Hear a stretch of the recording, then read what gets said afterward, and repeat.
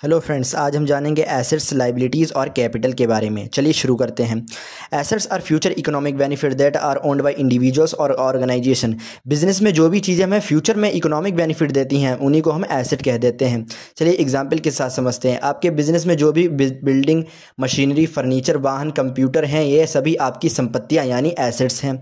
चलिए अब बात करते हैं टाइप्स ऑफ एसेट्स की। सबसे पहला fix assets that are provide long term benefit, जैसे प्रॉपर्टी, बिल्डिंग, मशीनरी, फर्नीचर, ठीक है, ये हमें लॉन्ग टर्म में बेनिफिट देते हैं। दूसरा बात करें करंट एसेट्स की, ये हमें लॉन्ग टर्म में बेनिफिट नहीं देते हैं, जैसे कि that are converted into cash within 1 year and provide short term economic benefit. ये हमें शॉर्ट टर्म में बेनिफिट देते हैं और बहुत जल्दी कैश में कन्वर्ट हो जाते हैं, जैसे स्टॉक्स, जल्दी बिकता रहता है माल तो कन्वर्ट हो जाता है कैश में, डेटर हो गया, ठीक है। अब बात करते हैं लाइबिलिटीज़ की। Liabilities are the financial obligation of debt a person और a business owes to outsider.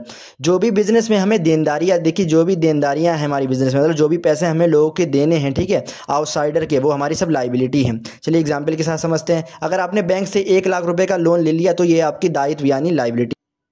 अब बात करते हैं टाइप्स ऑफ लाइबिलिटी की। सबसे पहला non current liability, the liability which fall due for payment relatively long period. जो लॉन्ग टर्म में पेमेंट हमें देने होते हैं, जैसे लॉन्ग टर्म लोन ले लिया, डिवेंचर्स हो गए, ठीक है। अब बात करें करंट लाइबिलिटी की, तो ये होता है it refer to those liability which are to be paid in near future, जो हम बहुत जल्दी पे करने वाले हैं, जैसे कोई बैंक ओवरड्राफ्ट है, कोई बिल्स पेएबल है, ठीक है, क्रेडिटर हो गए, या फिर आउटस्टैंडिंग एक्सपेंसेस। आउटस्टैंडिंग एक्सपेंसेस जो खर्चे बकाया हैं, जैसे किसी की सैलरी या मजदूरी वगैरह हमें देनी है, ठीक है। अब बात करें कैपिटल की, it refers to the amount invested by proprietor in a business enterprise. Amount में भी in the form of cash, goods और एसेट्स।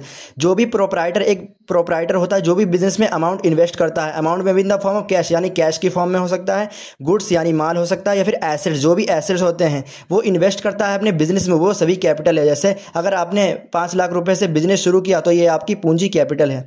तो यही था आज का वीडियो। अगर आपको पसंद आया तो लाइक करें, कमेंट करें, शेयर करें अपने फ्रेंड्स के साथ, और ऐसे ही इन्फॉर्मेटिव वीडियोज़ के लिए हमारे चैनल को कर लीजिए सब्सक्राइब और इंस्टाग्राम पर भी फॉलो कर लीजिए। Thanks for watching.